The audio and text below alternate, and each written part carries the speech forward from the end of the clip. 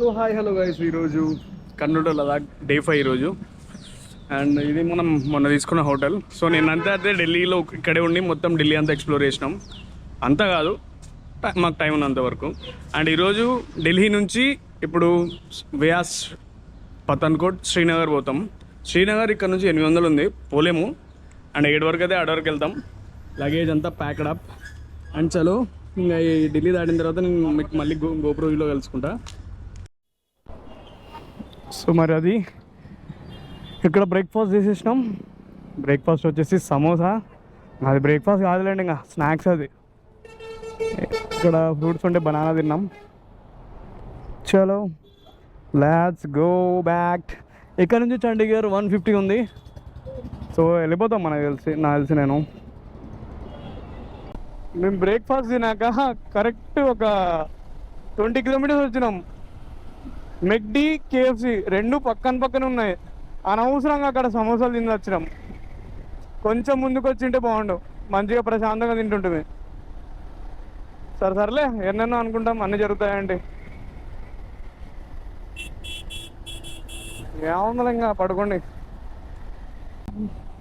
ఇదోండి, పంజాబ్లోకి వచ్చినామంటే మనం ఖచ్చితంగా చూసేది ఏం తెలుసా, నా ముందర పోతుంది కదా ఇది బులెరో.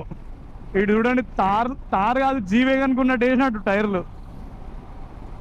ఖచ్చితంగా ఇక్కడ టైర్ల మాడిఫికేషన్ అయితే ఖచ్చితంగా ఉంటుంది ఏ కార్కైనా సరే. ఎంత బ్యూటిఫుల్ హైవే తెలుసా NH-44. చూడండి, అసలు మేము టిఫిన్ తిన్నాక 100-110 తగ్గకుండా క్రూజింగ్ చేసుకుంటూ వస్తున్నాము.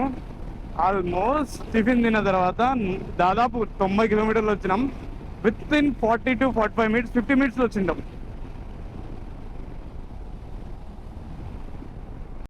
రైల్వే ట్రాక్, ట్రైన్ కన్నా స్పీడ్గా పోతున్నాం మనం అని అనుకోద్దండి. ఎంత సీన్ లేదు, ఆడ స్టేషన్ ఉంది కాబట్టి అది చిన్న పోతుంది, మనం స్పీడ్ పోతున్నాం. ఎవర్రా మీరంతా? దీన్ని కొడితే ఇదే ముందర పోతుందేమో మన పనితో కొడితే. అంత చిన్న ఉంది ఆటో. అది దాన్ని తుక్తుకో ఏదో అంటారు. వీడు కనిపిస్తుర్రా మన వాళ్ళు రైడర్స్ అందరూ. అంటే మన వాళ్ళు కాదు, మేము మొన్న నుంచి వచ్చిన రూట్లో అసలు ఎవ్వరు కనపడలే మనకు, నాగ్పూర్ రూట్లో. అండ్ ఢిల్లీ దాటిన తర్వాత ఒక్కొక్కరు కనిపిస్తున్నారు. వీళ్ళు ఉన్నారుగా, ఒక ఇది వీస్టోము, వెనకాల ఒక హిమాలయన్ 450 అండ్ ఇది అడ్వెంచర్ 390. ఈ మూడు వచ్చేసి మహారాష్ట్ర బైక్స్. అండ్ ఇంకా మన వాళ్ళు ఒక విజయనగరం వాళ్ళు ఇద్దరు కలిసారు కదా అక్కడ. అంతే, ఈరోజు మార్నింగ్ నుంచి మేము చూసింది అయితే లదాఖ్ పోయేటోళ్ళు. ఆల్మోస్ట్ ఈరోజు 300 కిలోమీటర్స్ వచ్చినాం. టైం వచ్చేసి మధ్యాహ్నం 1 అవుతుంది. లూధియానా 70 ఉంది ఇక్కడ నుంచి. అండ్ జలంధర్ 128. హైవే ఏం లేదు, ఇంకా జస్ట్ కొడుతూ ఉండాలి అంతే, ఏం మాట్లాడకూడదు ఇంకా. సో మన కంటెంట్ కూడా ఏమంత ఇది ఉండదు దీంట్లో, చూపించడానికి చెప్పడానికి. వెళ్తూ ఉండాలి అంతే. సో అది మ్యాటర్.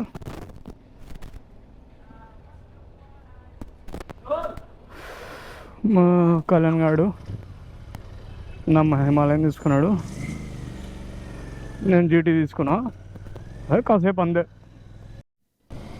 ఓహో ఎంత పొట్టి ఉంది ఇది. వీడు జీటీ మీద లదాఖ్ రావడం గ్రేట్ కాదు, కానీ బండిలో ఇంత పవర్ పెట్టుకొని నా బండి వెనకాల వస్తా చూడు, అది గ్రేట్.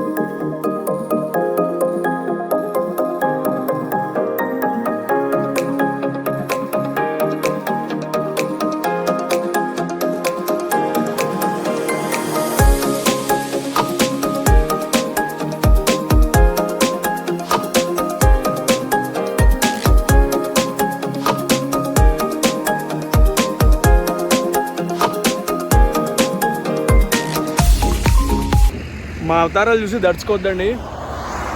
అటు సైడ్ మంచి సన్సెట్ అవుతుంది. అండ్ మేము ఇప్పుడైతే ప్రస్తుతం జలంధర్ నుంచి పఠాన్కోట్ సైడ్ వస్తున్నాం. ఇక్కడ నుంచి పఠాన్కోట్ చాలా దగ్గర ఉంది. అండ్ సో శ్రీనగర్ ఇక్కడ నుంచి 350 కిలోమీటర్స్ ఉంది. ఇట్టి పరిస్థితులైనా ఈరోజు అయితే మనం శ్రీనగర్ పోతున్నాం. మా అవతారాలు అంతా దొంగకోళ్ళు పట్టేటట్టు ఉన్నాయి, అడ్జస్ట్ చేసుకోండి. అడవి ఏంటంటే రేపు ఫ్రెష్ అయ్యి మాట్లాడతాం మళ్ళీ. సో హలో గైస్, ఫైనల్లీ మనం అయితే జమ్మూ కాశ్మీర్లోకి ఎంటర్ అయిపోయినాము. అది చూస్తున్నారా ఈ టోల్ గేట్ అవతల జమ్మూ కాశ్మీర్ బార్డర్ ఉంది.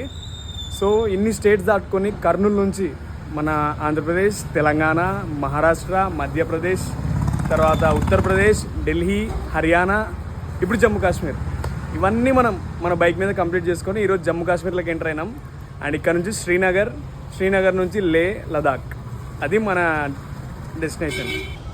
అండ్ ఇక్కడికి ఎంటర్ అవ్వగానే నా జియో అండ్ ఎయిర్టెల్ సిమ్స్, మన ప్రీపెయిడ్ సిమ్స్ ఉంటాయి కదా, రెండు నెట్వర్క్ డౌన్ అయిపోయినాయి.